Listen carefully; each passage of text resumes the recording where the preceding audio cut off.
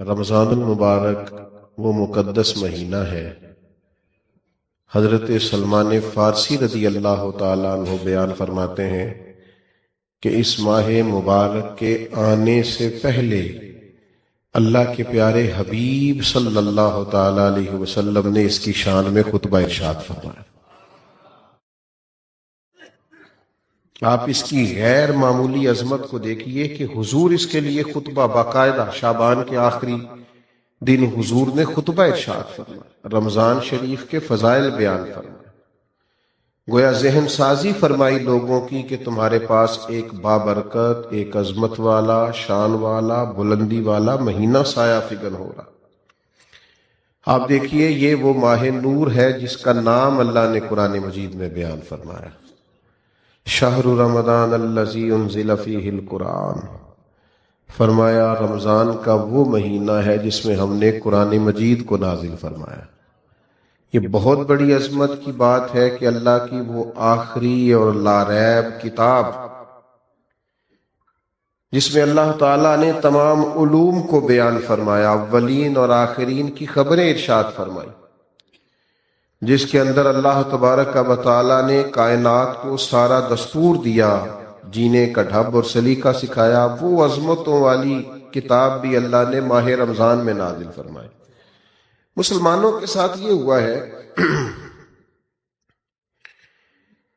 کہ جن چیزوں سے ان کی بہت شناسائی ہو گئی ہے اور جن کی فضیلتیں عام بیان کی جاتی ہیں اور ہر سال ہی عنوان رہتی ہیں، وہ محسوس کرتے ہیں یہ بات تو پچھلے سال بھی مولانا نے بتائی تھی، یہ تو پچھلے سال بھی ہمارے سامنے بیان ہوا تھا۔ یاد رکھیے گا جس چیز کو بار بار بیان کیا جاتا ہے یہ بھی علامت ہوتی ہے کہ وہ کوئی بہت بڑی چیز ہے۔ جس کا بار بار تذکرہ کیا جائے وہ بھی اس بات کی علامت ہے کہ کوئی بہت عظمتوں والی چیز ہے۔ دیکھیے کسی جگہ سے کسی شخص کو پرافٹ ملتا ہو، نفع آتا ہو تو لوگ دوڑ کے نہیں جاتے، بلکہ ہمارے ملک میں تو رواج ہے کہ کوئی ایک کاروبار چل جائے سارے وہی شروع کر لیتے ہیں۔ یہ کچھ سال پہلے نا سی این جی اسٹیشن وہ چل گئے تھے تو کلومیٹر کے فاصلے پہ سی این جی اسٹیشن کھل گئے تھے۔ کوئی ایک کام چل جائے، پتہ چل جائے اس میں نفع ہے تو سارے شروع نہیں کر لیتے۔ بھائی اگر کسی شخص کو پتہ چلے کہ فلاں چیز کے اندر بڑا نفع ہے، بڑی برکت ہے، سارے وہی سٹارٹ کر لیتے ہیں۔ تو اگر کسی کو پتہ چل جائے نا کبھی کہ رمضان میں کتنی برکت ہے تو یہ میں نہیں کہتا، یہ ذرا نبی رحمت علیہ السلام کا ارشاد سنیے گا اور ذرا اسے سمجھیے گا، اس پر غور کیجیے۔ یعنی رمضان کی ساری فضیلتیں حضور نے خود بیان فرمائی، یہ بھی بیان فرمایا کہ رمضان میں اللہ نفل کا ثواب فرض کے برابر دیتا ہے اور فرض کا ثواب 70 گنا بڑھا دیتا ہے۔ نبی پاک علیہ السلام نے یہ بھی فرمایا کہ جو ایمان اور احتساب کی نیت سے اس ماہ مبارک میں قیام کرے گا اس کو اللہ تعالیٰ بڑی فضیلت دے گا کہ اس کے پچھلے سارے گناہ معاف کر دیے جائیں گے۔ یہ ساری شانیں بیان کرنے کے بعد جو ایک جملہ حضور نے ہمارے ذہنوں میں چھوڑا ہے نا، جو ایک بات، اس کو سمجھیں، اس پر غور کریں۔ ساری عظمتیں بیان کرنے کے بعد محبوب فرماتے ہیں اگر تمہیں پتہ چل جائے نا، یعنی تمہیں بتا دیا ہے، سمجھا دیا ہے، لیکن ابھی بھی اس کی اتنی عظمتیں، اتنی بلندیاں، اتنی رفتیں ہیں کہ اگر تمہیں پتہ چل جائے رمضان میں آ کر برکت ہے کتنی، عظمت ہے کتنی، اگر تمہیں پتہ چل جائے تو فرمایا تمہارا دل چاہے گا کہ سارا سال رمضان ہی رہے، کوئی اور مہینہ آئے نہ۔ صرف یہ آپ اس بات کو سمجھیں۔ ہمارے ہاں نا ایک تو فضیلت روز سنتے ہیں تو کچھ بعض اوقات اللہ معاف کرے کمزوری آ جاتی ہے، دوسرا یہ کہ چونکہ ہر چیز کمرشل ہو گئی ہے، ہر چیز، تو رمضان میں بھی لوگ دیکھتے ہیں کہ کون سا نیا کاروبار کس طرح چلانا ہے اور کون سی چیز کتنی مہنگی کرنی ہے اور کس معاملے میں اب ذرا ہم نے تھوڑی سی تیزی دکھانی ہے۔ خدا کے بندو یہ تو عبادت کا مہینہ ہے، تو اللہ کو راضی کرنے کا مہینہ ہے۔ آپ یہاں بھی دیکھ رہے ہیں کہ اب مثلا کون سی چیز زیادہ بکے گی تو وہ میں پہلے سے سٹارٹ کر لوں گا تو کیا بنے گا، اور رمضان میں وہ میں کیسے بیچ سکتا ہوں اور کیا خرید سکتا ہوں۔ جہاں آسانی کرنی چاہیے تھی وہاں بھی لوگ سمجھ سے بالا تر کام کرنا شروع کر دیتے. تو اس ماہ مقدس میں، اس ماہ نور و سرور میں تو زیادہ سے زیادہ عبادت کرنی تھی اور اللہ کے بندوں کو آسانی دینی تھی، لیکن لوگ توجہ ہی نہیں کرتے، غور ہی نہیں کرتے. تیسری بات جو اس ماہ مقدس میں ہمیں بڑی سمجھنی چاہیے، ایک تو فضائل پر غور کرنا چاہیے، دوسرا اس کو کسی صورت بھی کمرشل نہیں بنانا چاہیے کہ اب بھلا میں اس میں کیا کما سکتا ہوں، کیا لے سکتا ہوں، کیا پرافٹ آ سکتا ہے. یہ معاملہ تھوڑا سا نا تکلیف کا باعث بنتا ہے. بعض اوقات آزمائش ہوتی ہے کہ یار ہم ہر چیز کوئی اب اس طرح کا بنا لیں گے.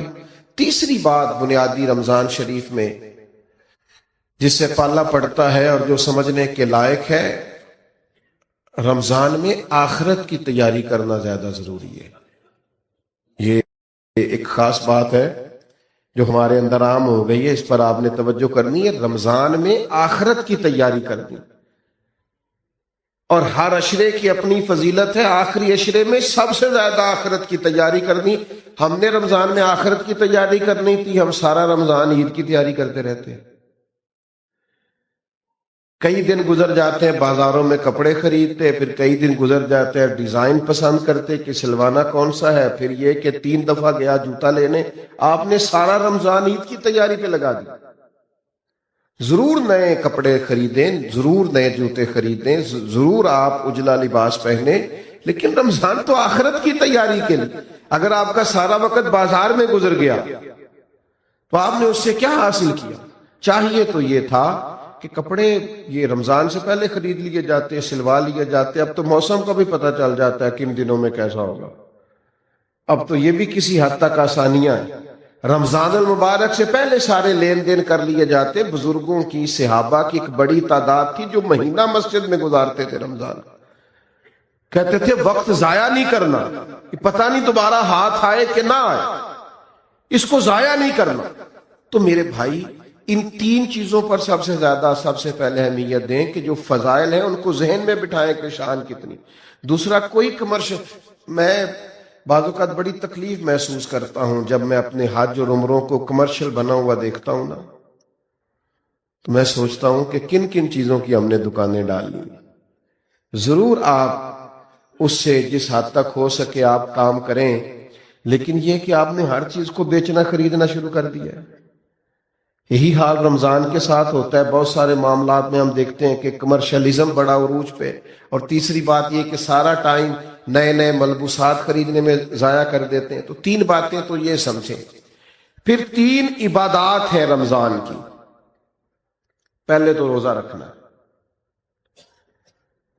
اور روزہ اس طرح رکھنا ہے کہ روزہ صرف پیٹ کا نہ ہو، تھوڑا زبان کا بھی ہو. حضور نے فرمایا تم سے کوئی لڑنا جھگڑنا چاہے تو اسے کہہ دو میں نے روزہ رکھا ہوا ہے. فرمایا جس نے جھوٹ بولنا نہیں چھوڑا، غیبت نہیں چھوڑی، اس کے بھوکا پیاسا رہنے کی اللہ کو کوئی ضرورت نہیں ہے. آپ یہ پابندی کر کے دیکھیں.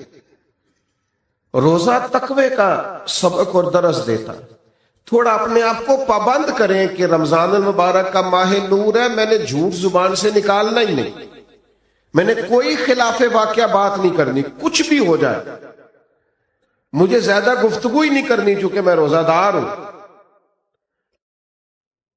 حضور علیہ السلام کی بارگاہ میں خواتین حاضر ہوئی تھیں تو انہوں نے کہا کہ ہم نے روزہ رکھا ہوا ہے. تو محبوب نے فرمایا یہاں کہہ تو کرو. تو کہہ کی تو گوشت کے لوتھڑے اور بوٹیاں ان کے حلق سے نکلیں. تو کریم فرمانے لگے تم نے وہاں بیٹھ کے غیبت نہیں کی؟ تو حالت روزہ میں تم نے مردہ بھائی کا گوشت نہیں کھایا؟ تم نے غیبت نہیں کی؟ تو بھئی آپ نے رب روزہ رکھنا ہے تو پھر تھوڑا سا اپنے آپ کو سمجھانا ہے. کوئی جھوٹ نہیں، کوئی غیبت نہیں، کوئی بدی نہیں، کوئی بددیانتی نہیں، کوئی بد نظری نہیں، کوئی بے حیائی نہیں. رمضان المبارک کا چاند طلوع ہوتے ہی اب اپنے آپ کو پورے طور پر کنٹرول کریں. رمضان محتاط رہنے کا مہینہ ہے، اس میں تھوڑی سی احتیاط کریں، اس میں تھوڑا سا غور کریں. اور اب تو الزام بھی کسی پہ نہیں دے سکتے کہ فلانے نے کرایا، شیطان تو ویسے ہی قید ہوتا ہے. اب تو اس کا نام لے کے جان بھی نہیں چھوٹے گی. وہ تو قید میں ہے، اب تو اپنے آپ پر پابندی ہی لگانی ہے، اب تو یہ کہ کنٹرول کرنا ہے۔ تو پہلی بات یہ کہ روزے کو بڑے حسن کے ساتھ ادا کریں، بڑی پاکیزگی کے ساتھ۔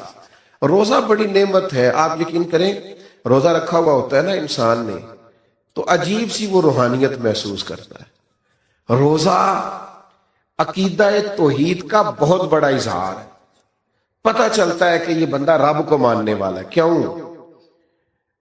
کہ آپ گھر کے اندر اکیلے ہیں اور دروازے سارے بند ہیں اور کھانے کو ہر چیز پڑی ہے، تو کیوں نہیں کھول کھا رہے آپ چوری لوگوں سے؟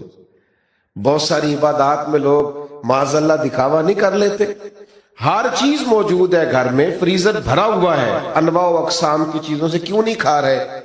اس لیے نہیں کھا رہے کہ میرا رب مجھے دیکھ رہا ہے۔ عقیدہ توحید کی اتنی مضبوطی حالت روزہ میں حاصل ہوتی ہے کہ بندہ نور نالا نور ہو جاتا ہے۔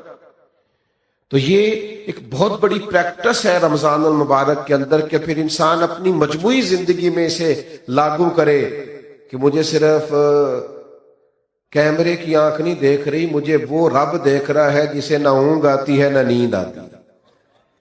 یہ بہت بڑی ایک سعادت ہے، اور آپ پھر اس سے جو روحانیت پھوٹتی ہے، جو جلوے بنتے ہیں، جو رعنائی پیدا ہوتی ہے۔ حضور علیہ السلام نے فرمایا رب کو تو روزہ دار کے منہ سے جو خوشبو آتی ہے وہی بڑی پیاری لگتی، اللہ کو پسند بڑی، وہ جو تیرے منہ سے بو آتی، خوشبو آتی، وہ اللہ کو محبوب ہے۔ تو روحانیت کے ساتھ روزہ رکھا جائے۔ دوسری بات، رمضان اور قرآن کا آپس میں بڑا تعلق ہے۔ ابھی میں نے آیت پڑھی نا، شہر رمضان الذی انزل فیہ القرآن، رمضان اور قرآن کا آپس میں بڑا گہرا رشتہ ہے۔ نبی کریم صلی اللہ تعالی علیہ وسلم کی بارگاہ میں حضرت جبریل امین علیہ السلام رمضان میں حاضر ہوتے تھے اور قرآن مجید کا دور کرتے تھے۔ بڑے خوش نصیب ہیں وہ حفاظ کرام جو قرآن مجید کا دور کر رہے ہوتے ہیں۔ نبی کریم حضرت جبریل امین کو قرآن مجید سناتے، پھر حضرت جبریل امین حضور کو قرآن مجید سناتے۔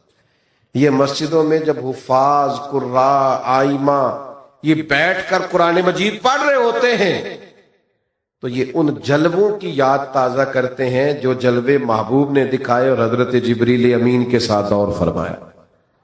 رمضان المبارک میں خوب قرآن مجید پڑھیں اور قرآن مجید سے جڑ جائیں اور قرآن مجید کی لذت پیدا کریں۔ دیکھیں اللہ کا فضل ہے امت پر، یہ کبھی نہیں ہو سکتا کہ کہیں مسجد موجود ہو اور حافظ موجود نہ ہو۔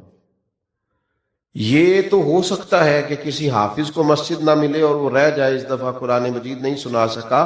یہ نہیں ہو سکتا کہ کسی مسجد والوں کو حافظ نہیں ملا اور وہ قرآن مجید نہیں سن سکتے۔ یہ ممکن ہے۔ لوگ کہتے ہیں علماء کیا کر رہے ہیں، تو میں نے کہا ہے رمضان دیکھ لو نا کیا کر رہے ہیں۔ ہمارے مدارس نے اللہ کے فضل سے اتنے حفاظ بنا دیے کہ اب ہر معاملے میں آپ کو کہیں کمی نظر آ سکتی ہے، یہاں نہیں آئے گی اللہ کے فضل سے۔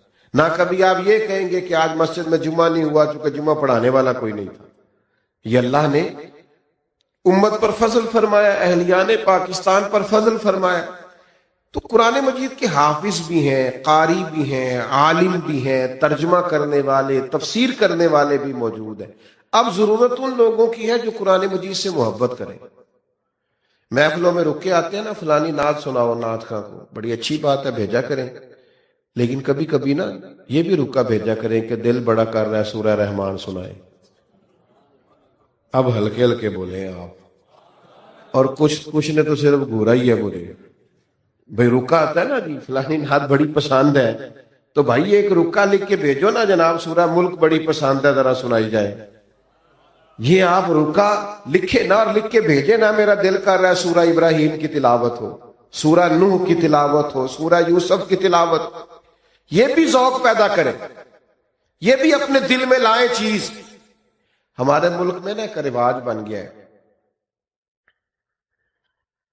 ہر چیز کو مشکوک کر دو، شک پیدا کر دو، اور نہیں جی نہیں اس کے بغیر بھی گزارا ہو سکتا ہے، اور نہیں جی نہیں یہ کوئی فرض واجب نہیں ہے، اور نہیں جی یہ ضروری نہیں ہے۔ مزاج بن گیا۔ اور پھر اس طرح کے لوگ چونکہ انوکھی بات کرتے ہیں، یہ ہٹ کے بات کرتے ہیں، تو دل کو بڑی اچھی لگتی ہے، نفس بڑی جلدی قبول کرتا ہے۔ لوگ کہتے ہیں وہ فلاں مولانا اتنا پڑھا لکھا ہے، وہ کہہ رہا تھا کہ کوئی ضروری نہیں۔ کچھ سالوں سے نا ہمارے ملک میں تراویح کے خلاف بھی بڑا پراپوگنڈا ہوتا ہے اور بڑا جم کے ہوتا ہے۔ وہ جی فرض نہیں، جی واجب نہیں، کس نے کہا ہے کہ فرض واجب ہے؟ لیکن سنت تو ہے نا، عبادت تو ہے نا۔ کیا جناب فاروق اعظم رضی اللہ تعالیٰ عنہ نے باقاعدہ جماعت نہیں کروائی؟ کیا نبی کریم علیہ السلام نے خود تشریف لا کر کے تراویح کی نماز نہیں پڑھائی؟ ہر چیز کو مشکوک بنا دینا۔ لوگ جڑے ہوئے ہیں، اللہ کے فضل سے آتے ہیں، اور سال میں ایک موقع بنتا ہے جب سنانے والے قرآن مجید سنا لیتے ہیں اور سننے والے سن لیتے ہیں۔ میں نے بوڑھے بزرگ دیکھے اپنی زندگی میں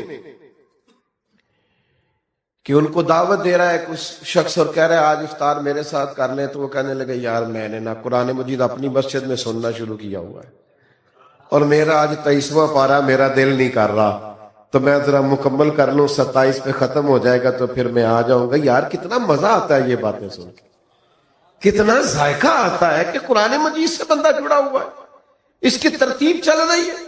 اور اب تو میں ایسے دوستوں کو بھی جانتا ہوں کہ جو رات کو وہ ترجمے کے ساتھ ایک پارہ دیکھتے ہیں جو انہوں نے اگلی رات سننا ہوتا ہے، وہ دن بھر کہیں اس کا مطالعہ کرتے رہتے ہیں کہ پھر کچھ نہ کچھ شناسائی ہو جائے گی، رات کو سنیں گے تو مزہ دوبالا ہو جائے گا۔ تو لوگ قرآن مجید سے جڑے ہیں، اللہ کے کلام سے جڑے ہیں، قرآن پاک سے جڑے ہیں، اور آپ یہ ہے کہ مشورے دے رہے ہیں گھر بیٹھ کے کہ کوئی ضروری نہیں۔ کس نے کہا ہے ضروری ہے؟ لیکن کیا تم نے وہ محبوب کی حدیث نہیں سنی، نہیں پڑھی کہ محبوب علیہ السلام نے فرمایا رمضان اور قرآن دونوں اللہ کی بارگاہ میں بندے کی سفارش کریں گے۔ رمضان کہے گا اللہ میں نے اسے دن بھر کھانے سے روکے رکھا، اور قرآن مجید کہے گا مالک یہ رات کو کھڑا ہو کے پڑھتا سنتا رہا۔ فرمایا رمضان اور قرآن کی سفارش سے اللہ بندے کی مغفرت فرما دے۔ قرآن مجید سے تعلق بنا ہے۔ اور یہ رات کا قیام ہے، آپ کی میں بات نہیں کرتا، میرا ویسے ہلکا سا تجربہ یہی ہے کہ مل کے جماعت کے ساتھ کام ہو جائے تو ہو جائے، تنہا ڈیوٹی لگائی جائے نا۔ کچھ دوست ایسے ہیں وہ تراویح جماعت سے پڑھ لیں تو پڑھ لیں، رہ جائیں تو سستی ہو جاتی ہے۔ صحیح کہہ رہا ہوں؟ یہ اہتمام کے ساتھ ہو جائے تو ہو جائے، ورنہ بہت ساری جگہوں پہ سستی رہ جائے۔ تو رات کے قیام کا اہتمام کریں۔ نبی پاک علیہ الصلوۃ والسلام نے فرمایا جس شخص نے رمضان المبارک میں احتساب کی نیت کے ساتھ قیام کیا اور ایمان کے ساتھ قیام کیا، اللہ اس کے پچھلے سارے گناہ معاف فرما دے۔ اور ایک اور چھوٹا سا مشورہ بھی آپ کو دینا ہے، آگے پیچھے تو بڑا مشکل ہوتا ہے سحری میں اٹھنا، تو رمضان میں تو اٹھنا ہی اٹھنا ہے نا۔ ایسا نہ کریں کہ جب صبح اٹھیں تو 10 منٹ پہلے اٹھیں، 4 رکعتیں تہجد کی بھی پڑھیں۔ اٹھنا تو ہے، تو کیا سعادت ہے۔ ایک روایت میں فرمایا کہ ہر نیکی پر تو ثواب ہوتا ہے نا، فرمایا جب نوجوان اٹھ کے سویرے تہجد پڑھتا ہے تو رب اسے دیکھ کے مسکراتا ہے جو اس کی شان کے لائق۔ کتنی عظمت کی بات۔ آپ صبح 10-15 منٹ پہلے اٹھے، 4 رکعتیں، 6 رکعتیں، 8 رکعتیں، 12 رکعتیں تہجد کی پڑھیں، اس کے بعد پھر آگے چلیں۔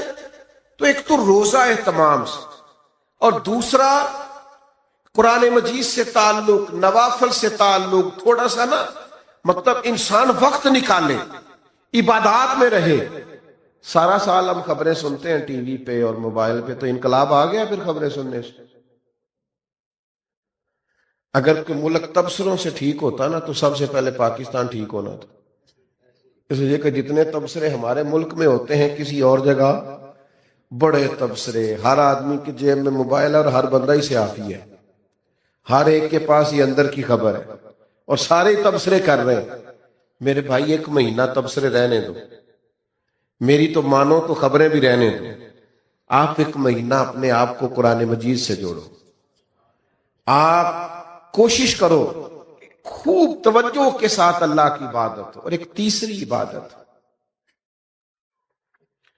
جو بڑی اہم ہے رمضان میں، اور وہ ہے اللہ کے راستے میں خرچ کرنا۔ خیرات کرنا، سخاوت کرنا. یہ سخاوت صرف امیر آدمی کی ڈیوٹی نہیں. غریب ذرا زیادہ غور سے سنیں کیا کہہ رہا ہوں. نبی پاک علیہ السلام نے فرمایا تم ایک کھجور اللہ کے راستے میں دیتے ہو نا، ایک کھجور. پھر سنو کیا عرض کر رہا ہوں. ایک کھجور تم اللہ کے راستے، کیا مثلا قیمت ہے آج ایک کھجور کی، اور ہمارے ہاں کیا حیثیت ہے. فرمایا ایک کھجور جب تم اخلاص کے ساتھ اللہ کے راستے میں دیتے ہو، اللہ تبارک و تعالیٰ اسے قبول فرما کے اپنے سیدھے دستے مبارک میں لیتا ہے جو اس کی شان کے لائق. اور فرمایا تمہاری اس ایک کھجور کی اللہ نشو و نما کرتا ہے، اسے پالتا ہے، بڑا کرتا ہے. فرمایا وہ ایک کھجور اللہ تعالیٰ پہاڑ کے برابر کر دیتا ہے. اور ایک یہاں تو ایک کھجور کی بات ہے نا، ایک حدیث میں حضور نے فرمایا دوزخ سے بچ جاؤ چاہے کھجور کا ایک ٹکڑا صدقہ کر کے بچ جاؤ، لیکن دوزخ سے بچ جاؤ. کچھ خیرات، کچھ صدقات اس کا مزاج پیدا کرے. اور ہمیں تو دین نے یہاں تک کہا ہے، سخاوت یہاں سے شروع کرنے کا فرمایا کہ گوشت بناؤ تو شوربہ زیادہ کر لیا کرو، پڑوسیوں کو بھی شامل کر لو. نبی کریم علیہ السلام نے فرمایا شوربہ ذرا زیادہ کر لو اور پڑوسیوں کو شامل کر لو. کچھ لوگ سخاوت کا مزاج نہیں رکھتے، وہ کہتے ہیں میں خود بڑا غریب ہوں. او بھائی بانٹنے کا مزاج تو بنائے، اللہ عطا بھی کرے گا. 2 آدمیوں کا کھانا 3 آدمی کھا سکتے ہیں، 3 کا 4 آدمی کھا سکتے ہیں. ہم نے دیہاتوں میں وہ بزرگ بھی دیکھے جو صرف اپنی پکی ہوئی افطار لے کے مسجد میں چلے جاتے تھے، کہتے تھے شاید کو مسافر بھی آ جائے تو میں شامل کر لوں گا. صرف اپنے لیے جو افطار کا سامان تھا اسی کو ذرا بڑھا کے لے جاتے کہ مسجد میں جا کے کھولتا ہوں روزہ، شاید وہاں مجھے کوئی مسافر مل جائے. سخاوت مال سے ہوتی نہیں اگر بندے کا دل بڑا نہ ہو تو، صرف پیسوں سے نہیں ہوتی اگر ظرف بڑا نہ ہو تو. اور بندہ غنی ہمیشہ دل کا ہوتا ہے. کتب حدیث میں پورا باب ہے کہ بندہ دل کا غنی ہوتا ہے. اس لیے درویش نے کہا تھا مالاں والے سخی نہیں ہوندے تے سخیاں کول مال نہیں ہوندا. مالاں والے سخی نہیں ہوندے تے سخیاں کول مال نہیں ہوندا. ہاں ایتھے اوتھے دوویں جہانی سخی کنگال نہیں ہوندا. یہ مت سمجھنا پھر اس کے پاس ہوتا کچھ نہیں، وہ کرتا سخاوت ہے، پر کیا بات وہ کنگال نہیں ہو سکتا، ہر وقت اس کی جیب بھری رہتی. میرے بھائی خوب سخاوت کریں. نبی پاک علیہ السلام نے فرمایا کسی کو روزہ افطار کراؤ، جتنا ثواب اسے رکھنے کا ملے گا اتنا تمہیں افطار کرانے کا ملے گا. اور فرمایا یہ تو اس کے لیے بیان کیا جو صرف ایک گھونٹ پانی سے یا ایک کھجور سے افطار کرائے. جو پیٹ بھر کے کھلائے اس کا تو اجر براء البراء.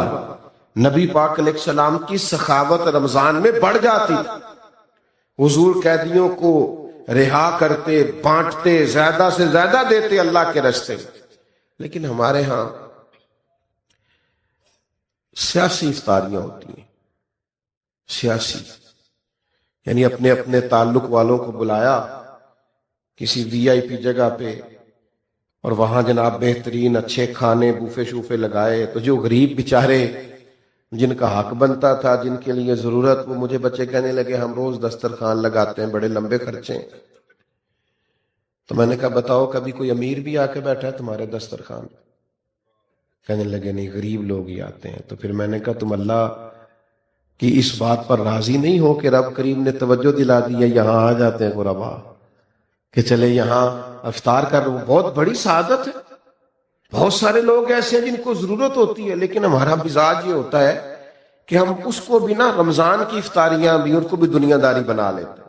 ووٹ پکے کرنے کے لیے، تعلقات پکے کرنے کے لیے، گاہک اور سیلز مین پکے کرنے کے لیے اسی میں اس کو بھی لگا دیتے ہیں. کچھ کام جنت پکی کرنے کے لیے بھی کر لینے چاہیے.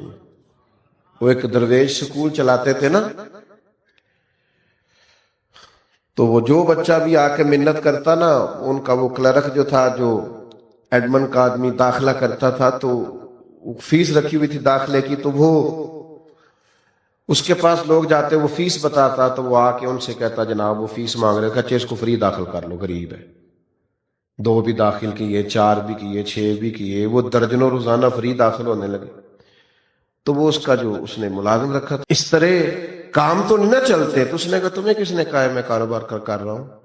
کہا پھر آپ کیا کر رہے ہیں؟ کہنے لگے میں اپنے جنازے کے بندے پکے کر رہا ہوں. میں اپنے جنازے کے، کسی کو کہنا نہ پڑے میرے لیے دعا کر، کچھ پکے ہو جائیں. جب میں جاؤں مروں تو ان کے دلوں سے دعا نکل جائے. اکھاں جدوں میٹیاں زمانہ مینوں روے گا، اپنا تے اپنا بیگانہ مینوں روے گا. جدوں نہ میں دسیا میں خاراں نوں میں خانے وچ، جام ٹوٹ جان گے میں خانہ مینوں روے گا. کئی لک لک رون گے تے کئی بک بک رون گے، گلیاں دا یانا تے سیانا مینوں روے گا. او بھائی آپ کچھ ایسا تو کریں کہ کچھ جنت بھی پکی ہو، کچھ جنازے کے بندے بھی پکے ہوں. ساری دنی رمضان میں بھی افطار کرانے لگے تو وہی آپ نے پکے کر لیے اپنے ووٹر سپورٹر اور سیلز مین اور گاہک، کس چکر میں پڑ گئے؟ تو میں کہہ رہا تھا کہ ہر چیز کو کمرشل نہ بنائے. یہ ماہ نور و سرور رمضان المبارک، اس میں پوری تیاری کے ساتھ داخل ہوں، پورے حسن ظن کے ساتھ داخل، ساری برکات اس کی سمیٹنے کی کوشش کریں. 3 باتیں میں نے شروع میں نصیحت کی عرض کی، پھر 3 عبادات پہ زور دیا، اب 3 گزارشات کرنی ہے آپ سے. کر لوں جی؟ چلیں جمہوری ملک ہے، آپ سارے نہیں بول رہے، کر لوں بات. ایک تو رمضان میں غصہ نہیں کرنا، مشکل کام بتا دیے. غصہ نہیں کرنا، نہ گھر والوں پہ نہ باہر والوں پہ. کچھ لوگ باہر بالکل نہیں کرتے، گھر بہت زیادہ کرتے. تو غصہ نہیں کریں، چھوڑ دیں. اس سے نا روحانیت پہ بڑا اثر پڑتا ہے. کبھی کبھی غصہ انسان کو تکبر تک لے جاتا ہے، وہ خطرناک صورتحال ہو جاتی ہے، روحانی زندگی میں بڑی تباہی مچاتا ہے. دوسری گزارش آپ سے یہ کرنی ہے کہ ماہ رمضان المبارک میں کوشش کریں، آپ جن سے آپ ناراض بھی ہیں نا، اگر کچھ ایسا ہے نا کہ آپ ان کو معاف نہیں کر پا رہے تو رمضان میں کر دیں معاف، بوجھ اتر جائے گا. آپ تو معاف کر کے جائیں نا اللہ کی بارگاہ میں، آپ تو گنجائش پیدا کریں نا، آپ نے روزے رکھنے اللہ کے حضور حاضر ہونا، معاف کر دیں.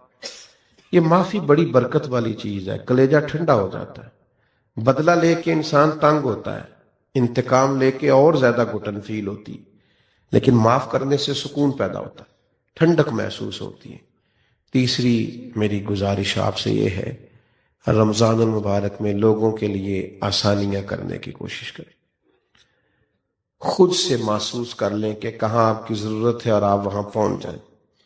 اگر آپ کہیں نماز پڑھنے کے لیے بھی جاتے ہیں تو ایثار کا مظاہرہ کریں، دوسروں کو گنجائش دے دیں، دوسروں کو موقع دے دیں. اگر آپ کا کہیں لین دین ہے اور سامنے والا تنگ دست ہے تو اس ماہ مبارک میں کم از کم اس کے لیے آسانی رکھیں، گنجائش کریں. جس حد تک ہو سکے دوسروں کو تکلیف سے بچائیں. آہستہ آہستہ نا کچھ شدتیں سی پیدا ہو گئی ہیں مسلمانوں کے دلوں میں، اپنی ذات کے لیے رنجشیں بڑھ گئی.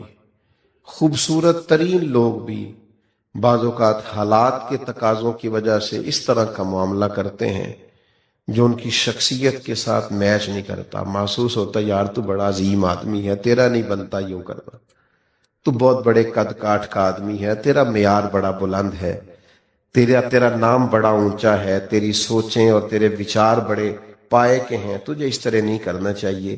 رمضان شریف بہت بڑی تربیت کا ماہ مبارک، کوشش فرمائیں اس میں کہ آپ درگزر سے کام لیں، آپ آسانی کریں، آپ کوشش کریں کہ کسی شخص پر بوجھ نہ بنے. میں تراویح پڑھنے کے لیے لوگ آیا کرتے تھے تو ایک دفعہ حافظ صاحب سے نا کچھ ان کو مشابہ زیادہ لگے سنانے میں، تو ایک دوست کہنے لگے کہ میں نے ان سے بات کرنی ہے. میں نے کہا آج نہ کرنا. کہنے لگے کیا مطلب؟ میں نے کہا آج آپ نے بات نہیں کرنی، اس لیے کہ وہ پہلے خود بڑے ڈسٹرب ہیں، وہ جو زیادہ لگے ہیں نا ان کو درمیان میں جا کے وہ پچھلوں کی انہوں نے ٹینشن لی ہے کہ میں تو اتنا یاد کیتا سی یہ کی بڑے ہیں، تو آپ کو نہیں پتا تو بوجھ کیوں بنے ہم کسی کی طبیعت پہ. تو آج نہ سارے ان کو شاباش دے کے گزر جاتے ہیں، تو کل بات کریں گے. تو اللہ نے فضل کیا، کل ایسا ہوا ہی کچھ نہیں.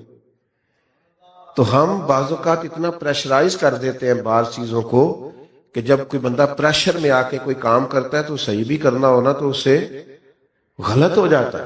تو تھوڑی گنجائش دینی ہے لوگوں کے لیے، آسانی کرنی ہے. کہیں بس اسٹاپ پہ، کہیں خریداری کے لیے جائیں، کسی جگہ بھی تھوڑی گنجائش دیں کہ جناب آپ پہلے کر لیں، میں انشاءاللہ کر لوں گا، میرے پاس وقت ہے، ٹائم ہے.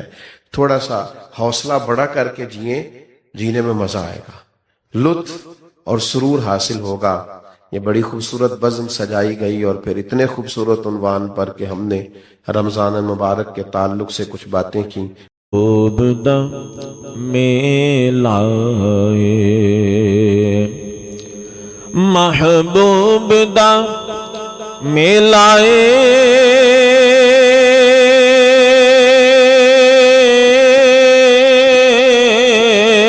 محبوب دا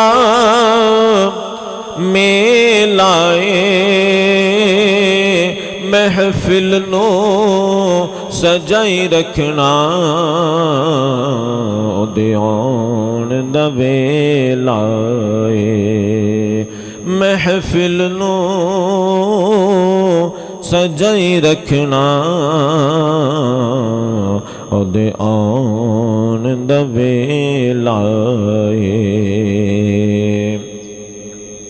صلی اللہ علیہ یا رسول اللہ وسلم علیک یا حبیب اللہ. تاجدار گولڑا حضور سیدنا پیر مہر علی شاہ صاحب رحمۃ اللہ تعالی علیہ، انہوں دا کلام مختصر کر کے پڑھاں گا، ذوق والا کلام ہے. اور تاجدار گولڑا سید پیر مہر علی شاہ صاحب رحمۃ اللہ علیہ اس ویلے نو اور اس منظر نو، اس کیفیت نو، اس پر کیف وقت نو یاد کر کے ایک کلام لکھیا سی کہ جس وقت آپ رحمت اللہ تعالی علیہ دی دنیا دے اندر حضور جان عالم صلی اللہ علیہ وآلہ وسلم دا دیدار کر کے معراج ہوئی سی. کیونکہ جنہ اکھاں دل بر ڈٹھا او اکھاں تک لیاں، تو ملیوں تے ساجن ملیا ہن آساں لگ پیاں. کہ جنہ اکھاں اللہ دا دیدار کیتا، پیر مہر علی شاہ صاحب رحمت اللہ علیہ انہاں اکھاں دا دیدار کر لیا. تے جدوں پیر مہر علی شاہ صاحب انہاں اکھاں دا دیدار کر لیا تے پھر ایمان اور عشق دی کیفیت ہی نرالی ہو گئی.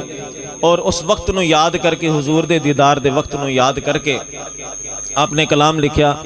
بس اس ذوق اور مستی دے اندر اس کیفیت نو محسوس کر دیا ہویا تسی یہ کلام سنو تو انشاءاللہ ایمان تازہ ہوئے گا، عشق رسول دل دے اندر موجہ مارے گا انشاءاللہ.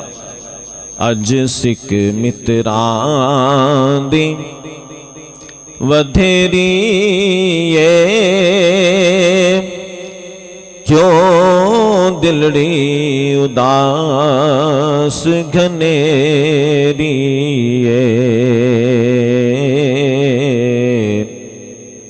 اج سکھ متران دی ودھیری کیوں دلڑی اداس گھنیری لون لون وچ شوق چنگیری لون لون وچ شوق چنگیری اج نینا لائیاں کیوں جھڑیاں لون لون وچ شوق چنگیری اج نینا لائیاں کیوں جھڑیاں مکھ چندر بدل شاشانی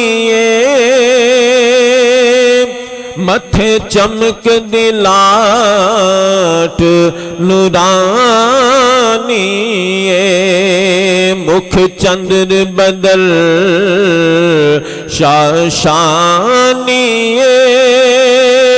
متھے چمکے لاٹ نورانی کالی زلف تے اکھ مستانی کالی زلف تے اکھ مستانی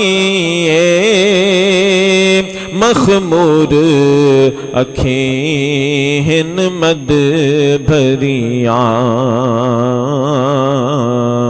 اج سکھ متران دی ودھیری کیوں دلڑی اداس گھنیری تے اس صورت نو میں جانا کھا کے جانے جہان کھا اس صورت نو میں جانا کھا کے جانے جہان کھا سچ آکھیں تے رب دی میں شان کھا سچ آکھیں تے رب دی شان کھا جس شان تو شان سب بنیاں اج سکھ متران دی ودھیری کیوں دلڑی اداس گھنیری اوہا سونی صورت دکھاؤ سجن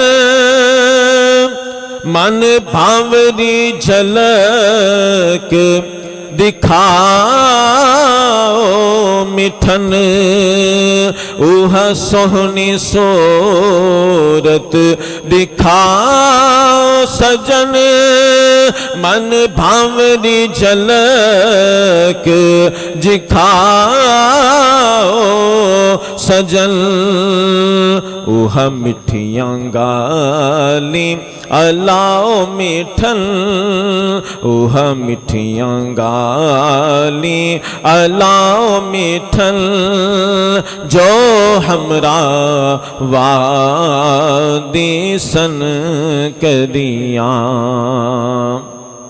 پیر میرے علی شاہ صاحب رحمت اللہ علیہ آپ حج دے سفر تے تشریف لے جا رہے سی راستے دے وچ ڈاکوں نے حملہ کرتا قافلے تے اور افراتفری دی کیفیت دے وچ اشادیاں سنتا نہ پڑھ سکے اور کافی دیر گزر گئی رات دا پچھلا پیر ہو گیا اشادی نماز لیٹ ادا کی تھی سنتا نہ پڑھیاں نماز پڑھ کے آرام فرما ہوئے خواب دے اندر سونے کملی والے آقا دو عالم دے داتا صلی اللہ تعالیٰ علیہ وآلہ وسلم دا دیدار نصیب ہویا پھر میرے شاہ صاحب خود لکھ دینے کہ میں حضور دے جلوے دیکھے تے تاب نہ لے آ سکیا چہرہ مبارک دی زیارت دی میں صرف پنڈلیاں وال قدمہ وال دیکھ رہا سی حضور دی بارگاہ دے اندر نگاہ چکا کہ بڑے ادب دے نال میں حضور دے مبارک قدمہ وال نگاہ جما کے بیٹھا میرے آقا علیہ السلام دے لب ہائے مبارکہ حرکت کر دینے رحمت دے پھول چڑھ دینے حضور دے لبہ جو الفاظ نکل دے میرے علی میری آل ہو کے سنتا چھڑ دیتی ہے نہیں اللہ آپ فرمان دے کہ میں حضور دے مبارک قدم پھڑ لے الصلاۃ والسلام علیکہ یا رسول اللہ الصلاۃ والسلام علیکہ یا حبیب اللہ صلاۃ والسلام دا ورد شروع کرتا اور کسی کیفے مستی دے اندر ڈب گیا اس وقت نو یاد کر کے میرے آقا پیر میرے علی شاہ صاحب رحمت اللہ علیہ یہ شعر لکھیا کہ یا رسول اللہ صلی اللہ علیہ وآلہ وسلم اوہی سونی صورت دکھاؤ سجن اوہی من بھاوری جھلک دکھاؤ سجن اوہی مٹھیاں گالیں الاؤ مٹھن جو ہمرا وادی سن کریاں کیونکہ ہمرا وادی اس وادی دا نام سے جتھے آپ رحمت اللہ علیہ دیدار مصطفیٰ نصیب ہویا سے پھر اے دیدار اور اس وقت نو یاد کر کے پیر میرے علی شاہ صاحب کی لکھتے ہیں حضور دے جلویاں نو تصور لے آگے سبحان اللہ سبحان اللہ سبحان اللہ سبحان اللہ سبحان اللہ سارے پڑھو سبحان اللہ سبحان اللہ سبحان اللہ سبحان اللہ سبحان اللہ ما اجملک ما احسنک ما اکملک کتھے مہر علی کتھے تیری ثنا کتھے مہر علی کتھے تیری ثنا گستاخ اکھیں کتھے جاڑیاں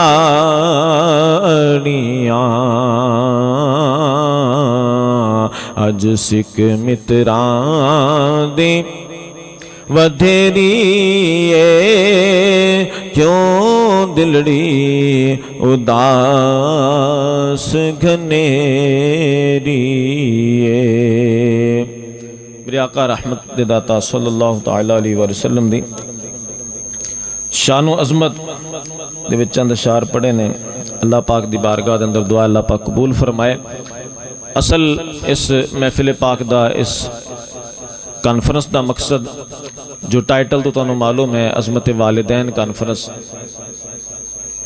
اللہ پاک جل شانو اس نو شرف قبولیت عطا فرمائے اور مرحومہ مغفورہ لئی ذریعہ درجات ترقی دا سبب بنائے اللہ پاک ساڑی سب دی مغفرت دا سبب بنائے ایسی محافل دے اندر کچھ لوگ ہوندے نے جنہ دے سبب مرحومہ دی بخشش فوت ہون والے دی اور انہ دے سبب نال شراکائے محفل دی بخشش دا امکان ہوندہ ہے اللہ دی رحمت تو امید رکھنی چاہی دی ہے ایسی محفلان دے اندر شرکت کرنی چاہی دی ہے اور والدین نو ہمیشہ اپنے والدین نو بھی دعاواں دے اندر یاد رکھنا ہے اور کسے دے والدین لئی بھی دعاواں کران گے تے اللہ پاک اس طفیل نال ساڑے والدین دی بخشش دا بھی ذریعہ بنائے گا دعائے کہ رب کائنات سانو سب نو فکر آخرت نصیب فرمائے آخرت دی تیاری توفیق عطا فرمائے آخر دے اندر ایک مختصر جی گزارش ہے شب برات دے حوالے نال بہت ہی عظیم ایونٹ ہے آج شب برات ہے جو رات آن والی ہے بہت ہی عظمت والی رب دی رحمت اور برکتان والی رات ہے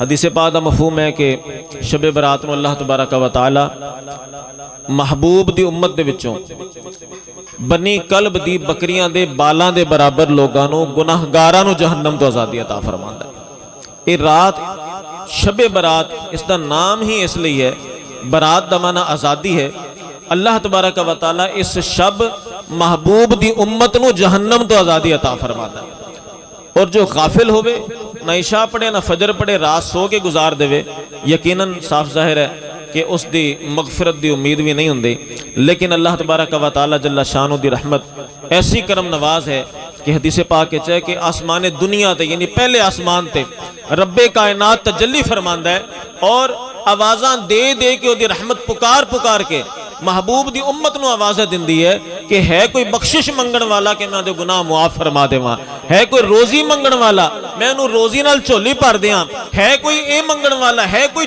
فلاں چیز منگن والا حتیٰ کہ مغرب تو لے کے فجر دی اذان دے وقت تکر اللہ دی رحمتہ پہلے آسمان تے آوازہ دن دی رہن دی ہے ہون جو غافل ہو کے سو گیا انہیں کی منگنا ہے جو جاگدہ رہا رب نو راضی کرن والے عمال کیتے انہیں مانگ کے چولیاں بھی پر لینیاں نے اور یقیناً دنیا سنوار لے گا آخرت بھی سنوار لے گا اور حدیث بعد مفہوم ہے کہ شب برات دی شام نو روحاں مرحومین دیاں روحاں اے بندیاں دے دروازے تے آندیاں نے والدین رشتہ دار احباب جو بھی نے مرحومین قریبی دروازے تے آ کے سوال کر دینے انہاں دی روحاں آ کے کہندیاں نے کہ ساڑے حال تے رحم کرو اسی ہن بے سر و سامان بے آسرا واں اسی اگلے سفر تے ہاں ساڑے واسطے کچھ صدقہ بھیجو ساڑے لئی کوئی ثواب بھیجو تاکہ ساڑا یہ سفر آسان ہو جائے ساڑا اگلا جہان سنور جائے لہذا کثرت نال سارے ثواب بھی کرنا چاہیے اسی مسجد اندر اہتمام کیتا ہے انشاءاللہ العزیز مختصر محفل صلاۃ و تسبیح عبادات وغیرہ دا ذکر اذکار دا سلسلہ ہوئے گا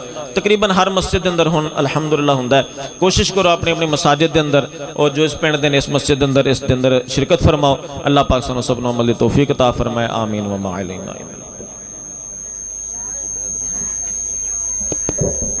ماشاءاللہ قبلہ پیر سید فدا حیدر شاہ صاحب خطیب چک حاضہ سرکار دو عالم صلی اللہ علیہ وسلم دی نعت شریف بھی پڑھ رہے سن اور کریم آقا علیہ الصلوۃ والسلام دی ثنا خوانی دے نال انہوں نے شب برات دے حوالے دے نال بھی گفتگو فرمائی۔ بلا تاخیر آپ دے صاحبزادے سید عبید رضا شاہ صاحب آپ نو دعوت پیش کرانگا۔ الحمدللہ مہمان تشریف لیا بھی آئے نے آ بھی رہے نے۔ یہ نظام کائنات تے وقت تے گزردہ ہی رہندا ہے۔ وقت انسان دا دنیاوی کماں وچ بھی گزر جاندا ہے، وقت انسان دا سجنا بیلیاں پیچھے بھی گزر جاندا ہے۔ قرآن کہندا ہے فَمَن يَعْمَلْ مِثْقَالَ ذَرَّةٍ خَيْرًا يَرَهُ وَمَن يَعْمَلْ مِثْقَالَ ذَرَّةٍ شَرًّا يَرَهُ۔ قیامت والے دن خیر دا ذرہ بھی بولے گا، شر دا ذرہ بھی بولے گا۔ اگر اللہ دی پاکی بیان کیتی ہوئے گی تو اے بھی بولے گی، اگر سستی چ وقت گزاریا ہوئے گا تو اے بھی بولے گا۔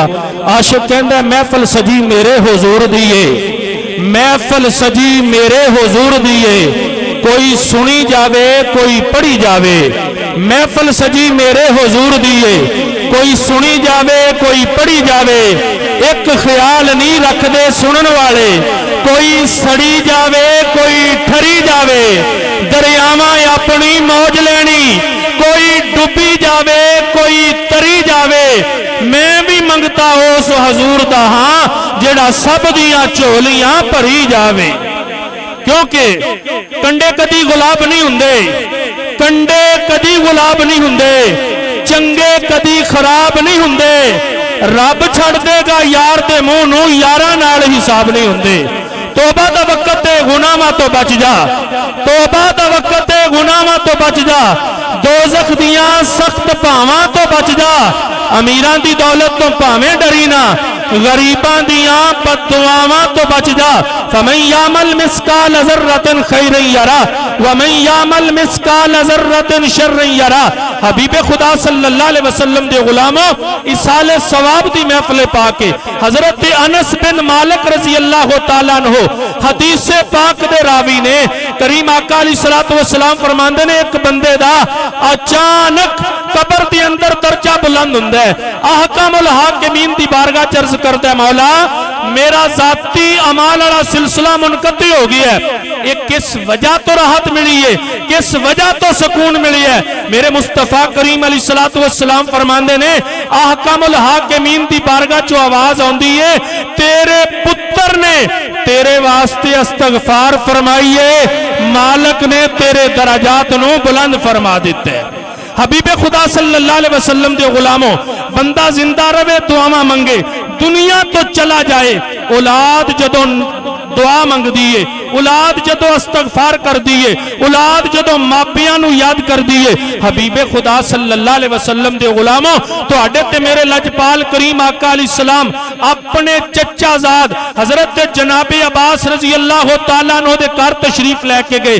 سرکار دو عالم صلی اللہ علیہ وسلم نے ہاتھ چکے عرض کیتی مولا میرے مصطفیٰ کریم علیہ السلام اپنی کملی مبارک اتے کیتی عرض کیتی مولا جی میں آج میں اپنے چچا عباس نو اپنی کملی دے تھلے کیتا ہے، پردہ کیتا ہے، مولا قیامت والے دن میرے چچا جان نو اپنی رحمت نہ انج ٹانپ لینا۔ حبیب خدا صلی اللہ علیہ وسلم دے غلاموں آمین کہنا، انسان آمین کہندا ہے، مسلمان آمین کہندا ہے، پر دعا منگی ہے آمینہ دے لال نے، دعا منگی ہے عبداللہ دے چن نے، دعا منگی ہے زہرا دے بابا نے، دعا منگی ہے حسنین کریمین دے نانا نے، دعا منگی ہے ابو بکر دے آقا نے، دعا منگی ہے عمر فاروق دے ماوا نے، دعا منگی ہے عثمان غنی دے ملجا نے، دعا منگی ہے حیدر قرار دے اخی نے، دعا منگی ہے تیرے تے میرے لجپال کریم آقا علیہ السلام نے۔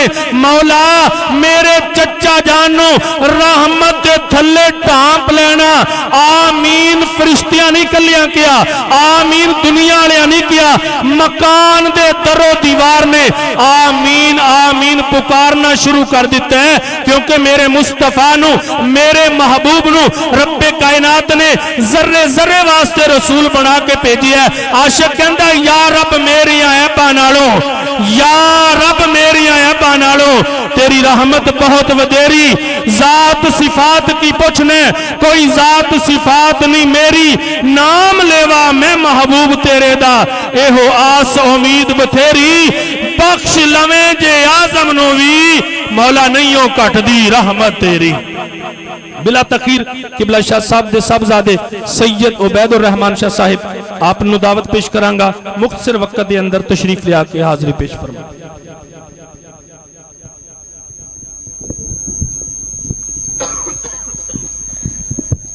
صلی اللہ علیہ یا رسول اللہ وسلم علیکہ یا حبیب اللہ حال دل کس کو سنائیں آپ کے ہوتے ہوئے حال دل کس کو سنائیں آپ کے ہوتے ہوئے کیوں کسی کے در پہ جائیں آپ کے ہوتے ہوئے کیوں کسی کے در پہ جائیں آپ کے ہوتے ہوئے میں غلام مصطفیٰ ہوں یہ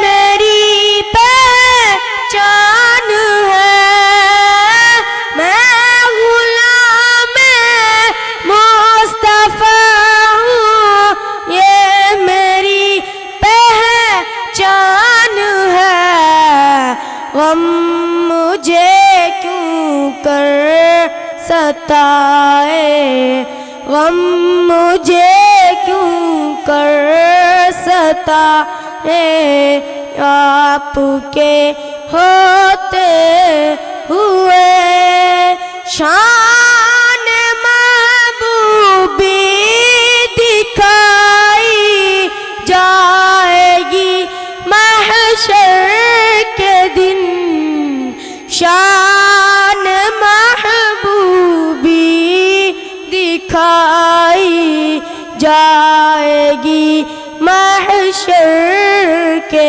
دن کون دیکھے گا خطائیں کون دیکھے گا خطائیں آپ کے ہوتے ہوئے اپنا جینا اپنا مرنا اپنا جینا اپنا مرنا اب اسی چوکھٹ پہ ہے اپنا جینا اپنا مرنا اب اسی چوکھٹ پہ ہے ہم کہاں سرکار جائیں ہم کہاں سرکار جائیں آپ کے ہوتے ہوئے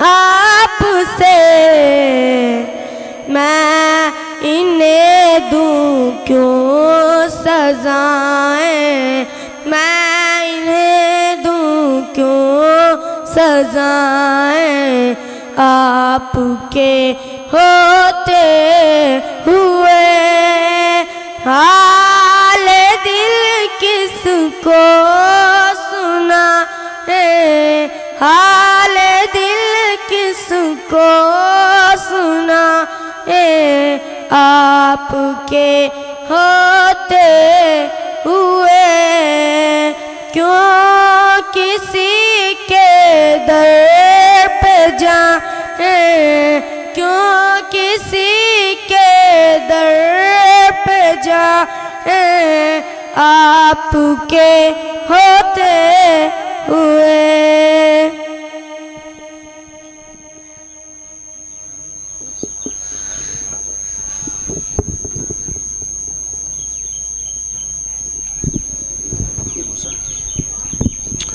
الحمدللہ قبلہ شاہ صاحب آپ دے صاحبزادے سرکار دی بارگاہ ثنا خوانی پیش فرما رہے سن۔ الحمدللہ مہمان حضرات تشریف لے آ رہے نے۔ ساڑھے عظیم خطیب حضرت علامہ مولانا مخدوم جعفر حسین قریشی صاحب وہ بھی تشریف لے آ چکے نے۔ خطیب پاکستان واضح خوش لہان حضرت علامہ مولانا صاحبزادہ شبیر حسین ساکی صاحب آپ نو لین واسطے شہر گوجرے پہنچے نے، انشاءاللہ وہ تشریف لے آنگے، انہاں دا خطاب شروع کرواواں گے۔ حبیب خدا صلی اللہ علیہ وسلم دے غلاموں ایصال ثواب دی محفل پاکی میرے مالک، میرے خالق، میرے رازق، میرے پروردگار نے ارشاد فرمایا وَقَضَىٰ رَبُّكَ أَلَّا تَعْبُدُوا إِلَّا إِيَّاهُ وَبِالْوَالِدَيْنِ إِحْسَانًا۔ خالق کائنات نے جتھے اپنی توحید دا حکم فرمایا ہے، نال ماپیاں نال حسن سلوک دا حکم فرمایا ہے۔ تمامی احباب محبت دے نال ذوق نال ایک نعرہ لاؤ۔ بھائی محمد حسین صاحب حاضری پیش فرماندے نے، پھر انشاءاللہ تعالی اگلا پروگرام شروع کرانگے۔ نعرہ تکبیر، نعرہ رسالت، نعرہ تحقیق، نعرہ حیدری، سیدی مرشدی۔ احباب ذی وقار ایصال ثواب کی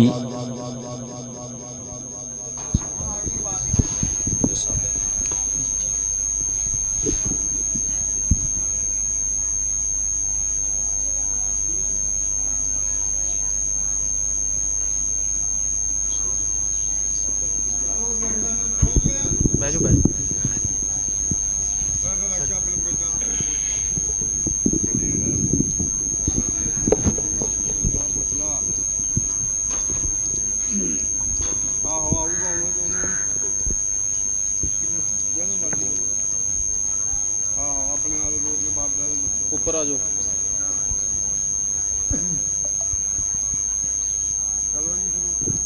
احباب ذی وقار ایصال ثواب کی یہ محفل پاک ہے۔ اللہ رب العزت کی پاک بارگاہ میں دعا ہے کہ مالک و مولا مرحومہ کی کامل مغفر فرمائے اور اہل خانہ کو صبر جمیل اور صبر جمیل پر اجر عظیم عطا فرمائے۔